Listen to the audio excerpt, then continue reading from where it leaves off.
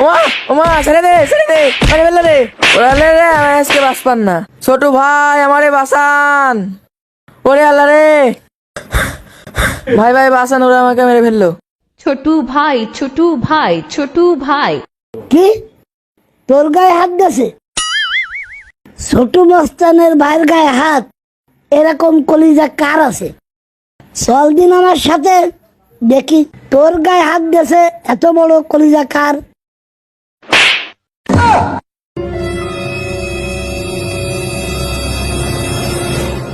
আহা আমি পারি না, আর পারি না।